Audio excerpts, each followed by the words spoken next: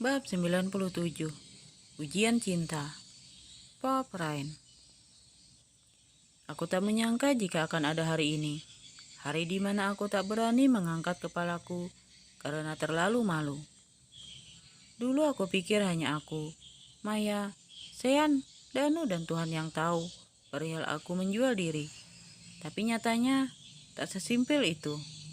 Ada orang lain yang tahu, dan orang itu tidak sedang berada di kubuku. Kamu percaya kan padaku, Sean?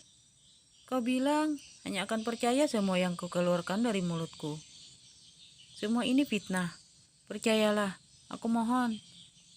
Aku memegang kedua lengan Sean, berharap dia percaya padaku dan berdiri di pihakku. Tapi kenapa tatapannya seolah menyiratkan jika dia ragu padaku? Jangan percaya padanya, Sean. Ucapan yang keluar dari mulut seorang sepertinya tak bisa dipercaya. Ucap Mama Pipi sambil menarik Sean hingga tanganku terlepas dari tangannya. Aku seketika goyah saat tangan Sean terlepas dariku. Dan dia, kenapa diam saja saat Mama menariknya? Apakah dia sudah tidak percaya padaku? Tapi tak mungkin. Seanku mencintaiku.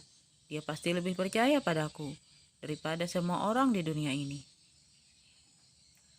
Sepertimu tidak pantas menjadi istri putraku, dan aku tak akan pernah mengakui anak dalam kandunganmu sebagai cucuku. Mama terus menyudutkanku. Aku tak peduli apapun ucapannya. Yang aku pikirkan sekarang hanya Sean. Hanya bagaimana caranya membuat dia percaya. Au, aku meringis sambil memegangi perutku yang tiba-tiba sakit. Sean, perutku sakit. Lirihku sambil menggigit bibir bawah menahan sakit. Rain, kau kenapa? Sean mendekatiku dan memegangi pundakku. Dia terlihat cemas. Perutku sakit sekali. Jangan pedulikan dia. Dia hanya pura-pura untuk menarik simpatimu. Mama Pipi lagi-lagi menarik tangan Sean agar dia menjauh dariku. Apa Mama tak melihat jika Rain benar-benar kesakitan? Wajahnya pucat, Ma. Tanpa memperdulikan mamanya, Sean langsung mengangkat tubuhku dan membawaku ke rumah sakit. Ya Tuhan, tolong selamatkan anakku. Semoga dia baik-baik saja. Aku terus berdoa dan merintih sepanjang perjalanan ke rumah sakit. Tahan, Rain. Kau harus kuat. Semoga tak terjadi apa-apa pada anak kita. Ucap Sean sambil meletakkan tangannya di atas perutku. Untuk sesaat rasa sakitku seakan hilang mendengar Sean menyebut anak kita. Kata-kata itu lebih manjur dari seluruh obat yang ada di dunia. Apakah itu artinya Sean percaya padaku? Dia percaya kalau anak ini anak kami. Hanya Sean yang bisa menjawab. Tapi satu yang aku lihat dari matanya. Dia mencemaskanku dan anakku saat ini. Pop Sean. Aku cemas sepanjang perjalanan ke rumah sakit. Aku terus berdoa semoga Ryan dan anak kami baik-baik saja. Aku tak ingin kebahagiaan yang baru sehari kami rengkuh harus musnah. Aku memang sedikit meragukan Ryan saat mendengar kalau Maya sendiri yang bilang telah menjualnya pada banyak pria. Tapi anak dalam kandungan Ryan 100% aku yakin jika itu anakku. Aku selalu bersama Ryan, di rumah, di kantor, dimanapun. Aku rasa tak mungkin dia ada main di belakangku. Sejak menikah denganku, aku yakin jika Ryan hanya berhubungan badan denganku. Tapi sebelum menikah, aku sedikit ragu jika dia hanya melakukan itu denganku. Aku tak bisa mempercayai Firman. Firman hanyalah manusia laknat dan bermulut sampah. Tapi Maya, entahlah, aku tak begitu mengenalnya. Tapi dia sahabat Ryan. Apakah mungkin dia tega memfitnah Ryan? Dan itulah yang membuat kepercayaanku pada Ryan sedikit goyah. Rasanya kepalaku hampir meledak memikirkan semua kemungkinan itu. Ada rasa tak terima sekaligus kecewa. jika memang benar Ryan pernah menjual diri pada banyak pria hidung belang. Rasanya susah untuk menerima jika Ryan pernah menjual diri pada banyak pria, padahal aku pernah tidur dengan banyak wanita. Egois, ya, aku memang seegois itu. Sesampainya di rumah sakit, aku segera menggendong Ryan dan membawanya ke UGD untuk mendapatkan pertolongan. Aku mondar-mandir di depan OGD sambil terus berdoa agar Ryan dan anakku baik-baik saja. "Bagaimana keadaan istri dan anak saya, Dok?" tanyaku pada seorang dokter yang baru keluar dari OGD. "Alhamdulillah, tidak terjadi apa-apa pada kandungan istri Bapak. Tapi sepertinya istri Bapak dalam kondisi tertekan saat ini. Di masa kehamilan, trimester pertama, janin masih sangat rentan. Stres bisa mempengaruhi tumbuh kembang janin. Saya khawatir janin Anda tak bisa bertahan jika istri Anda terus-terusan mengalami stres."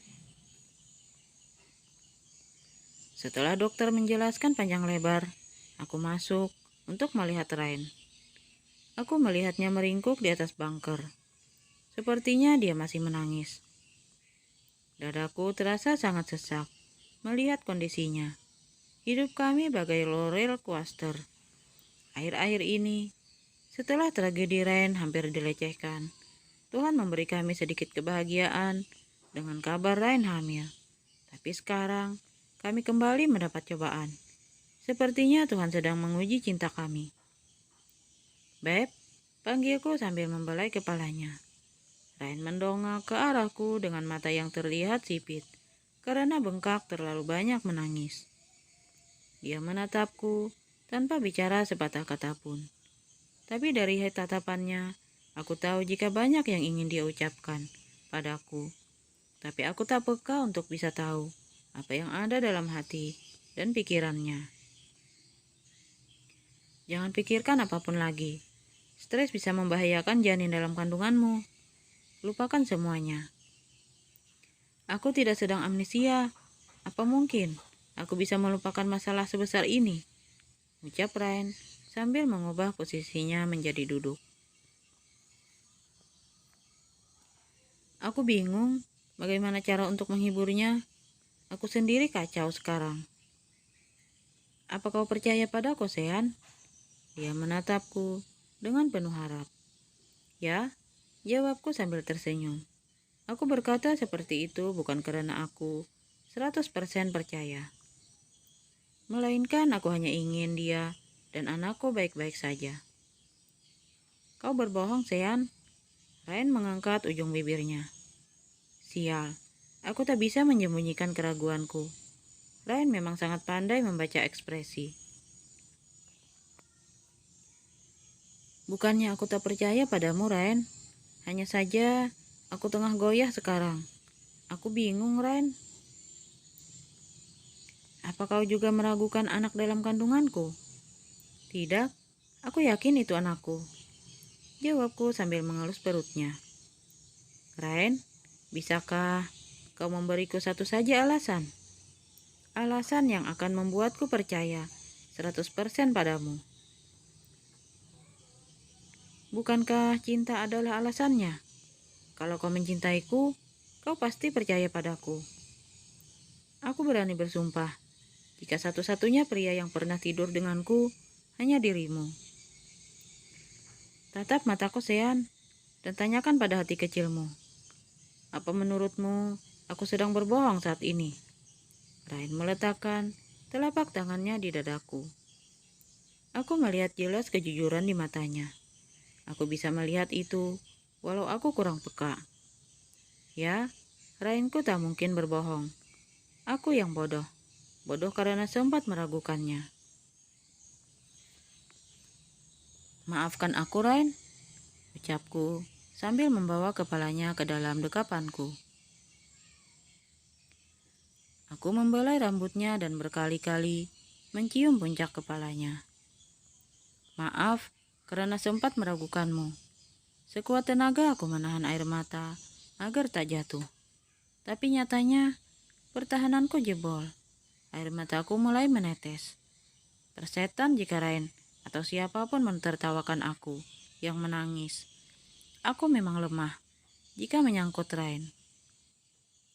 Bersambung.